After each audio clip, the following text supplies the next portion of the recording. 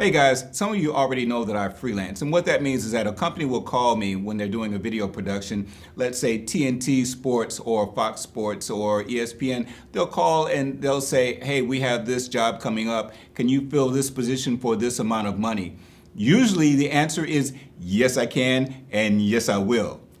Now, the short story is that these are the kinds of projects that I enjoy doing, but I want you guys to also be able to enjoy some of this. So I want to remove any barriers. This is not just an all guy, even though for the large part it is a boys club, but that's not exclusive, okay? So I want to introduce you a young lady who's doing her own thing in video production, and it does not involve carrying cameras around and standing in front of a camera. I mean, this is a person who has a passion for doing something in video production that is unique, and maybe I shouldn't say unique. Maybe I say that it's non-traditional at this point, okay? Because it is still a male-dominated industry, but it is quickly changing that. So I want to introduce to you a young lady who is making her way in video production on a high level. I mean, she's doing professional sports, and for what we do, it doesn't get much bigger than that.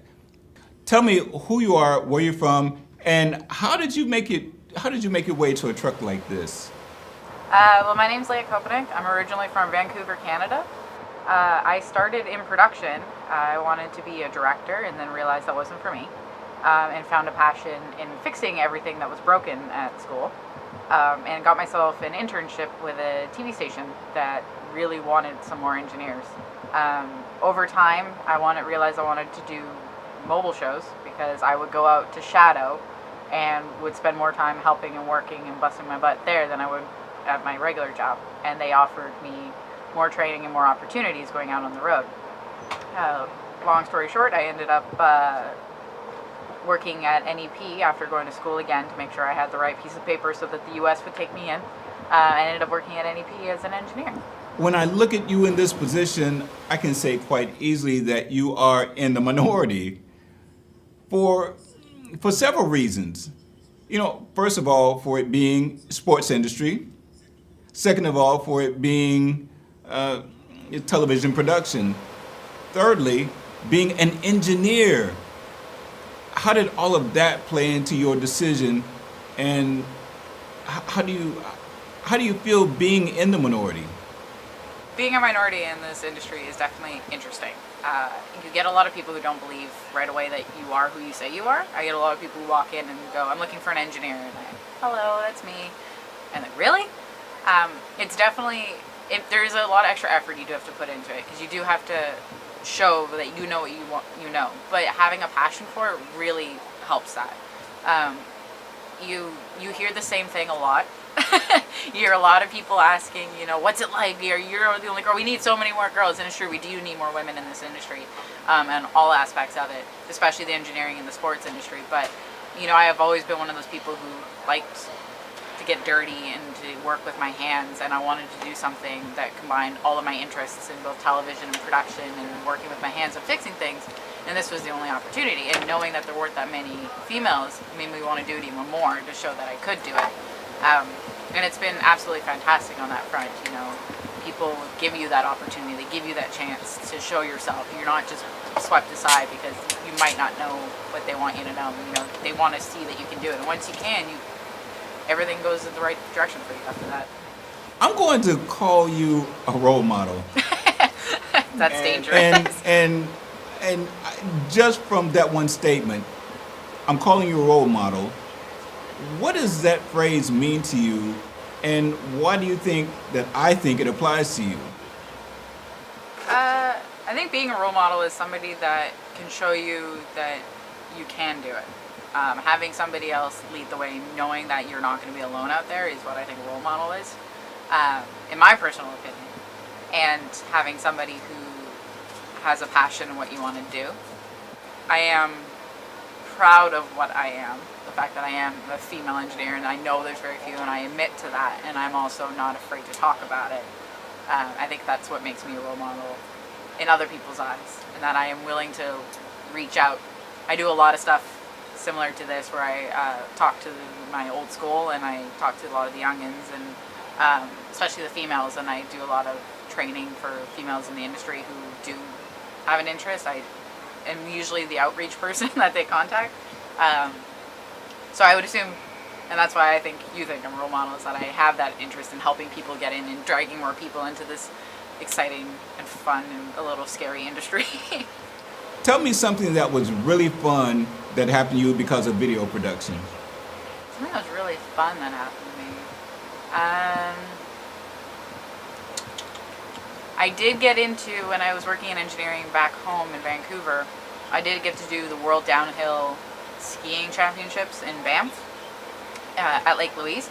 That was a crazy opportunity because it was so many different languages, so many different people, so many different pieces of technology coming together, being asked to do that, to re-end cables on the side of a mountain in the pitch dark while you hear wolves in the distance, is a crazy experience, and it was a lot of fun to do. I was also sent to Hawaii to do the Memorial Day ceremonies that they do there, where it's Japan and America coming together and, you know, reiterating the peace is the answer. And I was sent to Hawaii to go do that show, and that was my first time in Hawaii, and I got to see just a whole different side of things, working with a Japanese client and working with, again, different pieces of technology that I've never worked with before. That was really exciting. Tell me the scariest thing that's happened to you. Scariest thing. Well, there's things that happen that I think every engineer that goes through, like when you go off air and you don't know why, and you have to run and fix it within 5 minutes, otherwise you know, things are going to explode. Scariest thing, I would say the scariest thing that's not necessarily television related is, you know, when you don't know what city you're in anymore. When you wake up in the middle of the night and you're like, I don't know where I am. We also once on a show had our expando slip, which is the part that pulls out of the truck and people sit there, and the whole thing slipped and fell a couple inches, and that's a really scary noise that you never want to hear. Another scary thing is when I was sent to go do a show on my truck, and I was the only person from my truck on the show, and it was all random people. That was a lot of responsibility put onto my shoulders to keep the show on the air, and it was a very important show, and we were able to do it almost seamlessly. People didn't know that we were a bunch of random people put together, and that was something I was very proud of at the end of it, but the entire week leading up to it was a very stressful, very scary situation for me. What would you say to young people, high school students in particular, about video production, the industry as a whole, and more directly to females who are interested in video production? To people on a whole about the production industry, people are going to tell you that there's too many people doing it, that there isn't enough work, that there isn't going to be an opportunity for you, and that's a complete lie. The number of people that roll out into this industry and still have regular work, there's always different things developing, especially with YouTube getting so big and online platforms. There's so much work there. I have a lot of friends who graduated with me in production who are now working on YouTube channels, and they're, you know, doing what they've always wanted to do, and they're doing it on their own terms, and it's fantastic. So don't let people, you know, criticize you for wanting to get into production because it's not going to make you money. It's not true. It's a very technical, very specialized field, and not everybody can do it. Especially for women, you're going to hear a lot of people question you because, are you sure you want to do that? Because, you know, there's a lot of boys, and it can be scary. There are a lot of guys there, and some of them have different ways of thinking, but you are smart, and you are strong, and you got that far, and you can keep going further, and you just have to cement yourself in your passions. If you're not passionate about it, you're not going to enjoy it. That's how it's going to be. But for women who want to get into this, it's the same thing. Just make sure you love what you're doing, and you will go so far. And don't let anybody tell you otherwise. 2 more questions. First of all, what is your ultimate? Where would you like, before you leave the industry, where would you like to see yourself? I don't know yet. I'm kind of playing it by ear. I'm really happy what I'm doing right now. There's a part of me that might just stay here for the rest of my undying days. I would love to EIC my own truck and have it all be my own. I would love to be handling with the latest and greatest technology. I would love to possibly doing design and integration, designing new systems and new trucks for everybody. And I'd also, there's a part of me that wants to teach. I would like to give back to, the school system that I came out of and teach what I know and pass on any information that I can. So I'm not quite sure. I'm kind of playing it by ear. I got time. Last thing, is there anything that you'd like to say that I just haven't thought to ask? Don't be afraid to ask questions about this industry. People are willing to talk about it on all levels. There's some people who believe that you're taking their job away from them, they're not going to want to talk to you. That's not true. Everybody in television loves to talk.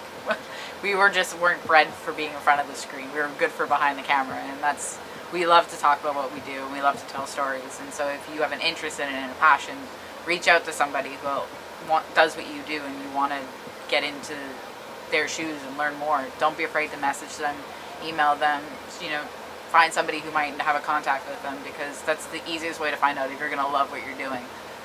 Internships and shadowing is always available for people, and people will always let you do that. So Cool. So guys, I hope that you'll take this and see that if you have a remote interest in video production, you can find your place. It doesn't have to be running around the field with a camera. It doesn't have to be stuck in an editing booth. There are so many opportunities in video production that you can find a comfortable place for you to carve out a career if you choose, or even if it's on just a part-time basis. Guys, I hope this has helped someone, and I'm looking forward to hearing your success stories.